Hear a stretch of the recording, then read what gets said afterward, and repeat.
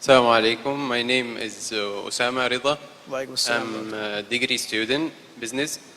Just my question is about Salah. You've mentioned and give us knowledge about Zakah and how it benefit our society. So what about Salah? Why we should gather in the mosque? What is the benefit of it for the community and the society? Thank you. Brother asked the question that in my lecture I gave the example of Zakat. What about Salah? What is the benefit of Salah? Why should you go to the mosque and have a congregation and gathering? Brother, I've given a full lecture on Salah, the programming towards righteousness. It's for about 1.5 hours. I don't intend doing that. You cannot cover all the points in one lecture. Salah is the second pillar of Islam. After Tawheed, believing in Allah, that there's no one except Allah subhanahu wa ta'ala worthy of worship, and Muhammad sallallahu alaihi wasallam, messenger. The second is Salah. Our beloved Prophet Muhammad sallallahu alaihi wasallam said, the first deed that will be asked you on the day of judgment is about your Salah. And according to Imam al-Bahabi, not praying falls as the fourth major sin in Islam. Number 1 is shirk. Second is murder. Third is black magic. Fourth is foregoing Salah. It is the fourth major sin in Islam. And our beloved Prophet Muhammad said, mentioned in Sahih Bukhari, volume 1 in the book of Salah, that if you pray in Jama'ah, you get 25 times, 27 times more sawab. So praying in Jama'ah is 25 to 27 times better congregation. And there are several hadith of our beloved Prophet Muhammad. There are hadith of Prophet Muhammad, it's mentioned in Sahih Bukhari, volume 1 in the book of Salah, that the Prophet said that people do not come to the mosque for the Jummah Salah. He felt like telling one of the Sahaba to lead the Salah so that he would go and burn the houses of those people who did not come for the Jummah Salah. There's another hadith in which the Prophet Muhammad said. So based on the scholars, praying Jummah Salah is fard. And if you do it for 3 times without reason, Allah blocks your heart. And according to Imam al-Bahabi, it is the 66th major sin in Islam. Not praying persistently Jummah Salah in congregation is the 66th major sin.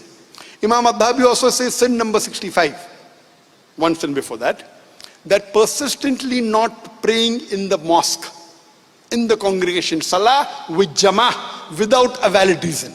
There's another hadith of Sahih Bukhari, volume 1, book of Salah.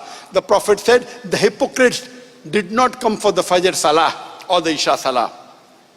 And if they knew the reward, they would come crawling. I felt like telling one of the Sahabas to lead the Salah so that I can go out and burn the homes of the men with them in it who did not come for the congregation Salah. So praying in Jama'ah, the 5 times Salah, according to very few scholars it is mustahab sunnah.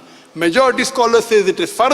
Imam al-Bahabi says in his book, in Kabair, it is the 65th major sin that if you do not pray 5 times Salah in the congregation in the mosque. So most of the scholars agree that you have to pray unless you have a valid reason, that if maybe you're traveling or if you're sick.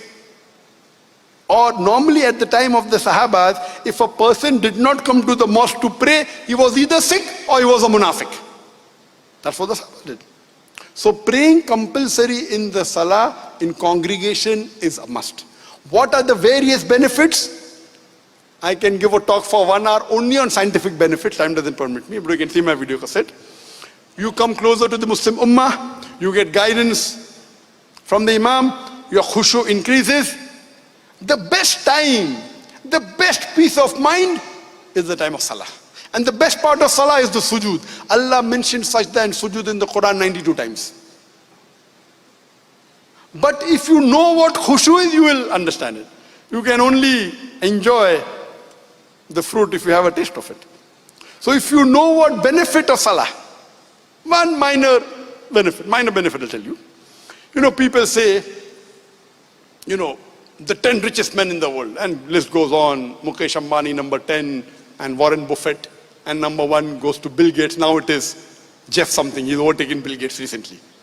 Jeff someone, who's the owner of Amazon. He's overtaken Bill Gates. Number 1. And there was another post that says, number 10 Ambani, number 3 Bill Gates, number 2 Jeff. Number 1 is who? A Muslim who offers 2 rakat of Sunnah Salah before Fajr.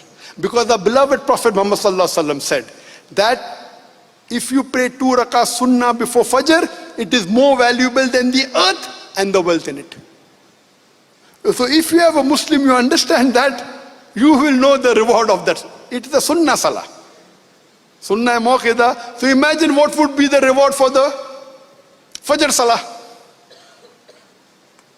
But how many Muslims realize that? Many do, but not all. If you know that, once a businessman approached me, he's a billionaire, but the Zakir, I pray 4 times Salah, but I cannot get up for Fajr. So I told him that what if you have a meeting tomorrow, early in the morning, at 5:30, where if the deal clicks, you'll get $1 billion. He said, I will not sleep the full night. So I told him, the Sunnah Salah of the Fajr is more valuable than the world and the wealth in it. Trillions and zillions of dollars. So if you have that iman and if you have that faith, then you will realize what important it is. That's what the Prophet said. If the munafiq knew what was the benefit of coming for the Isha Salah and Fajr Salah to the mosque, they would crawl coming to it. So unfortunately, most of us Muslims don't know the benefit. But Alhamdulillah, I'm happy in Malaysia as compared to India. The percentage of Muslims praying in India is very small in the mosque. I would say less than 5%. But here, Alhamdulillah, I'm happy that the percentage of Muslims praying in the mosque is multiple times more than India and Pakistan. But as a Muslim, the benefit you get, the sukoon, the serenity, the peace, it is much more than the wealth. So if you know what peace is, you will value it. If you don't know, you won't value it. So if a Muslim reads the Quran and the Hadith and understands what benefit it is, then you will care less for the material things. And you will come closer to the deen and you'll find the benefit. For more details, refer to my talk, Salah, the Programming Towards Righteousness. Hope that answers the question.